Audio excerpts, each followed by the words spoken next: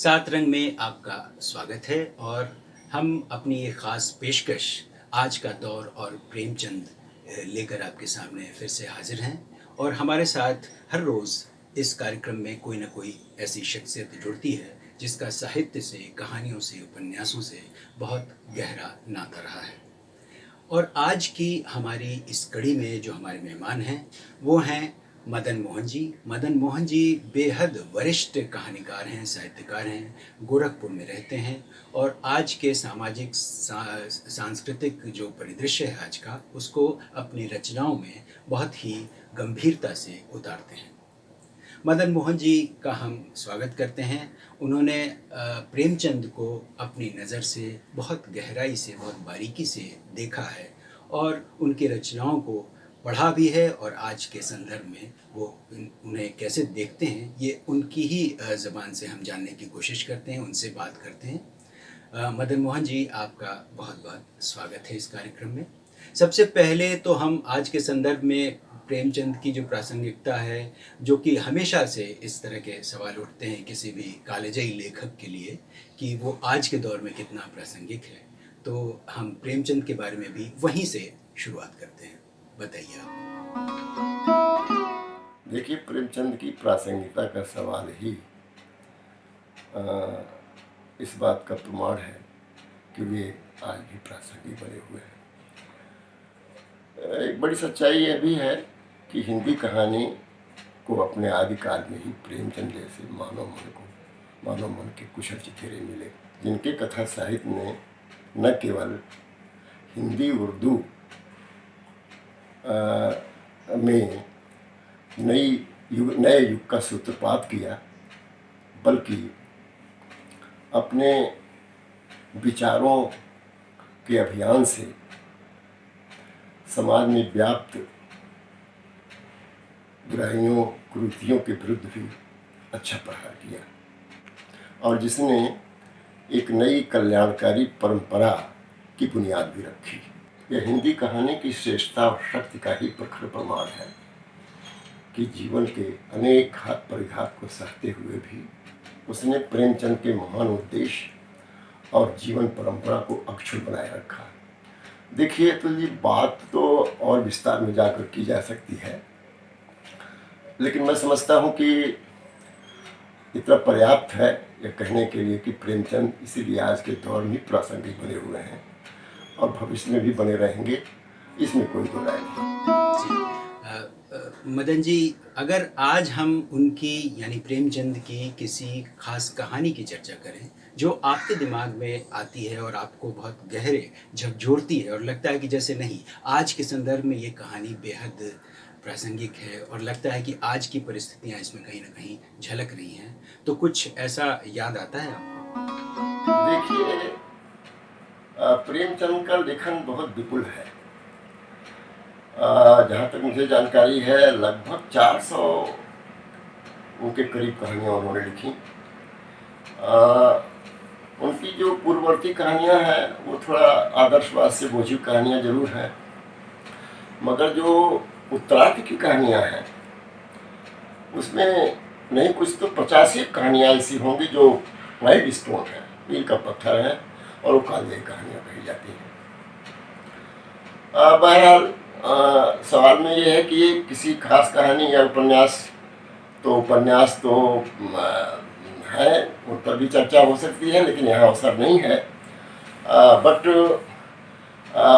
आज का जो माहौल है देश का, उसमें मुझे जो लगता है कि नफरत और घृणा जैसे जो विकृतियाँ हैं, ये प्रवृत्ति जो पनपी है और एक तरह से आज हमें मॉब लिंचिंग और आदि गाय गोबर तमाम सारी ऐसी चीज़ें हैं जो आज हमें ज़्यादा हिंसक और बर्बर लग रही हैं।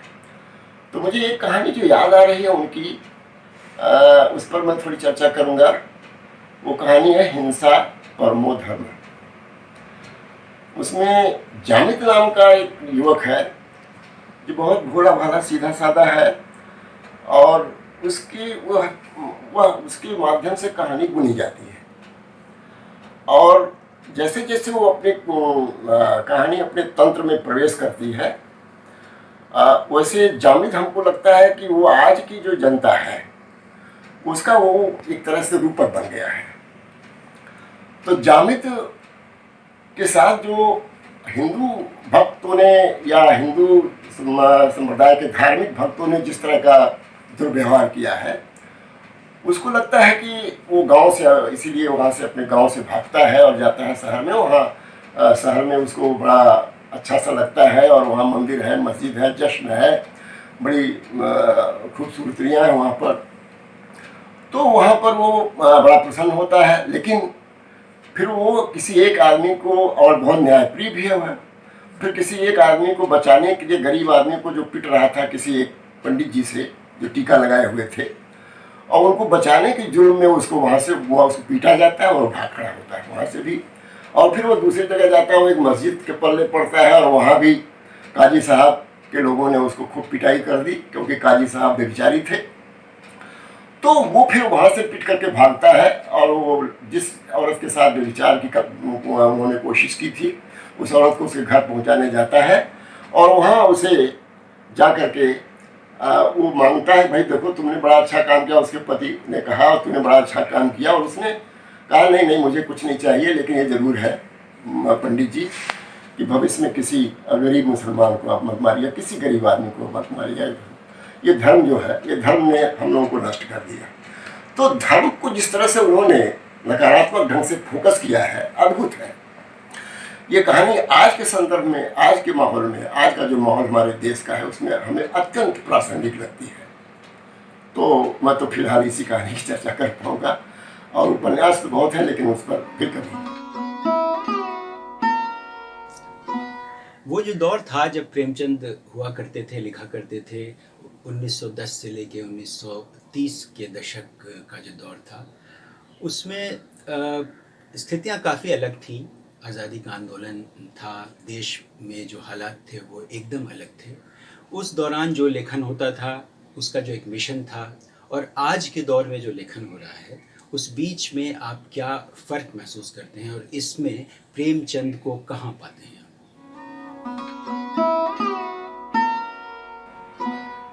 देखिए, सवाल धर्म संकट में डालता है। प्रेमचंद की भाषा और लेखन शैली आज की पीढ़ी के लिए सरदर्द बनी हुई है। आज की पीढ़ी जो है, मेरा ख्याल है कि 15-20 वर्षों से जो लेखन हो रहा है और अभी जो चल रहा है, मैं लगभग जो 1-1.5 दशक से लोग लिख रहे हैं, उसे मैं आज की पीढ़ी मान सकता हूँ। और ये प्रेमचंद तो उनके लिए चुनौती इसलिए बन गए हैं कि ये पीढ़ी, प्रेमचंद तो ग्रामीण जीवन के चितेरे थे, तो और व्यापक अर्थार्थ को उन्होंने छुआ था और बहुत गहरे जाकर के छुआ था। तो आज की पीढ़ी जो आई है वो नई कहानी की, जैसे एक पक्ष था कि नई कहानी मध्य वर्ग और निम्न मध्य वर्ग के जीवन यथार्थ में रमती थी और वही अभिव्यक्त करती थी। तो आज की पीढ़ी भी मध्य वर्ग और निम्न मध्य वर्ग के जीवन यथार्थ में रम रही है, और प्रेमचंद की भाषा और शिल्प और शैली उसे चुनौती देती है, लेकिन वह उसको अपना नहीं सकते, इसलिए कि ग्रामीण जीवन को उन्होंने देखा ही नहीं है। और देखा भी हो तो बस ऊपर ऊपर से, ऊपरी तौर पर, हवा हवाई। तो ग्रामीण जीवन को जब तक आप गहरे धंस करके उसको जी करके नहीं देख पाएंगे, अनुभव कर पाएंगे, तब तक आप प्रेमचंद की भाषा, न शैली और न जिस तरह से वो रचना का तंत्र अपना गढ़ते हैं, उस तरह से आप पहुंच नहीं पाएंगे। इसलिए आज की पीढ़ी प्रेमचंद से किनारा करती है। मुझे तो लगता है कि प्रेमचंद का नाम लेने से ही उनके रोंगटे खड़े हो जाते हैं। तो प्रेमचंद उनके लिए चुनौती भी है और उनकी भाषा शैली को पसंद भी नहीं करते हैं। उन्होंने एक अपने शिल्प को ही, उनके पास कथानक भी नहीं है, ये भी बता दूं आपको। बस विषय वस्तु भी नहीं है। वो विषय वस्तु जो प्रेमचंद उठाते थे, व्यापक स्तर पर उठाते थे, बहुत गहराई से उठाते थे। बहुत सारे और उस बात के लेखकों, उनकी परंपरा से जुड़े लेखकों ने भी उठाया है, ऐसी बात नहीं है। लेकिन जहाँ तक आज की पीढ़ी का सवाल है, मैं कोई उनको गलत इस तरह से नहीं, लेकिन जहाँ तक प्रेमचंद से संदर्भ करके उनकी बात कहने की बात है, तो वह प्रेमचंद से बहुत भिन्न है। और इनकी अपनी नई पीढ़ी की अपनी एक भाषा है, अपना एक शिल्प है, अपनी एक शैली है, अपना एक विषय वस्तु है, अपना एक कथानक है जो ग्रामीण जीवन से बिल्कुल अलग थलग है। मध्य वर्ग निम्न मध्य वर्ग का ही दर्द और पीड़ा और सेक्स और प्रेम और मोहब्बत, यही सब है इनके इनके उसमें। और अगर कहीं कोई जीवन की विडंबना भी है तो मध्य वर्ग की ही है। इसलिए प्रेमचंद को ये नहीं स्वीकारते हैं मुझे जहाँ तक लगता है, और अगर स्वीकारें तो इनमें और निखार आ सकता है, लेकिन नहीं, ये तो नाम लेने से भी मेरा ख्याल है परहेज करते होंगे। अब भाषा पे आते हैं। प्रेमचंद की भाषा जो थी, जिस तरह से वो लिखते थे हिंदी उर्दू का, उसमें ख़ास तौर से एक मेल होता था। और उस ज़माने में जिस तरह की भाषा इस्तेमाल होती थी और आज के दौर में जो भाषा, यानी सामान्य बातचीत की भाषा या फिर ऐसी उलझुल किस्म की भाषा हमारे साहित्य में इस्तेमाल होने लगी है, ये जो दोनों फ़र्क है उससे कितना असर पड़ा है भारतीय साहित्य को, और आप इसे कैसे देखते हैं? देखिए, जहाँ तक दो युगों के साहित्यिक परिदृश्य का सवाल है, प्रेमचंद के युग का और फिर आज का जो समय है, आज का जो युग है, तो आज़ादी मिलने के बाद जो सपने हमने देखे थे कि ये परिवर्तन होगा और राजनीतिक स्तर पर, सामाजिक स्तर पर, सांस्कृतिक स्तर पर भी, और फिर प्रेमचंद ने जो संघर्ष किया था अपने लेखन में, अपनी रचनाशीलता में जो संघर्ष उन्होंने किया था और जो मूल्य स्थापित किए थे, जो साहित्य की अवधारणाएं उन्होंने एक निर्मित की थी और जो जिस यथार्थ के बीच से गुजरते हुए उन्होंने किया था, उस यथार्थ को, जाहिर सी बात है कि वो गुलामी का दौर था, सामंतवाद का दौर था। लेकिन आज़ादी मिलने के बाद जो हमने सोचा था कि हम गुलामी से मुक्त हो जाएंगे और सामंतवाद और फिर अब तो पूंजीवाद का पूरा बोलबाला है, तो मैं समझता हूँ कि बहुत ज़्यादा कोई परिवर्तन नहीं आया परिदृश्य में। साहित्य के भी परिदृश्य में कोई खास परिवर्तन नहीं है। ये जरूर है कि प्रेमचंद जैसा लेखन नहीं हो पा रहा है।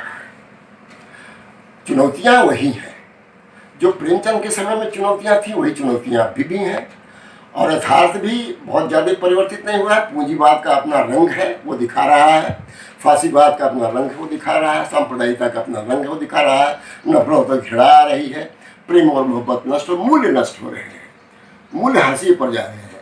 तो ये बदला है। मूल्य उस वक्त भी हाशिए पर थे, गरीबों को सताना, उनका उत्पीड़न, शोषण, वह सब समय भी था, इस वक्त और बढ़ गया है। तो सब कुछ तो है वही, बस ये जरूर है कि वो लेखन, उस तरह का लेखन जैसा कि प्रेमचंद ने किया और प्रेमचंद के बाद के लेखन जो उनकी परंपरा से जुड़ते उन्होंने किया, आज के समय में वो लेखन संभव नहीं हो पा रहा है। मुझे ये कहने में कोई संकोच नहीं है।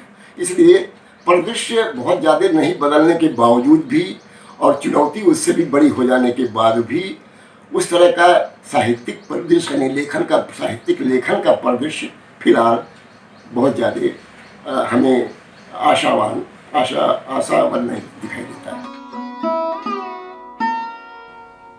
और अब एक सवाल, आज जो प्रेमचंद को लेकर के कुछ लोग विवाद उठा रहे हैं, हम हर लेखक से सवाल पूछते हैं, लेकिन आपकी नज़र में ये जो विवाद उठते हैं उनके लेखन पर, वो कहाँ तक जायज़ है? देखिए, तो ये सवाल उठने चाहिए, किसी भी लेखक पर सवाल उठने चाहिए, उसके लेखन पर सवाल उठने चाहिए, इसमें कोई बुराई नहीं है।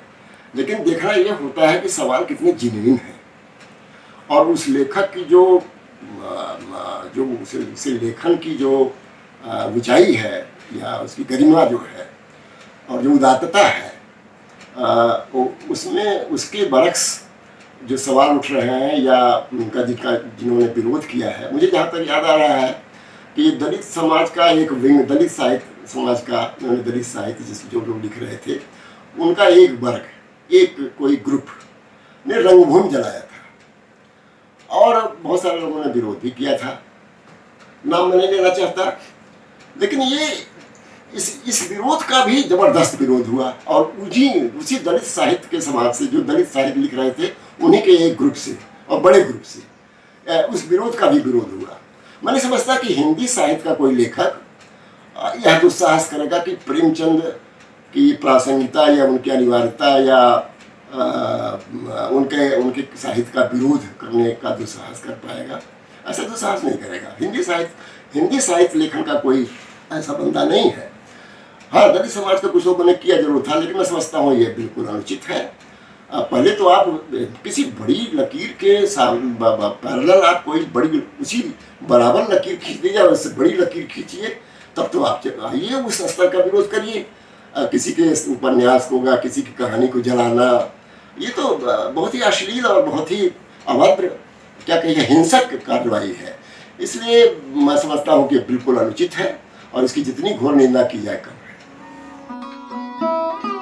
आपने सुना मदन मोहन जी के विचार, उन्होंने प्रेमचंद को कैसे देखा, यह भी आपने विस्तार से जाना समझा।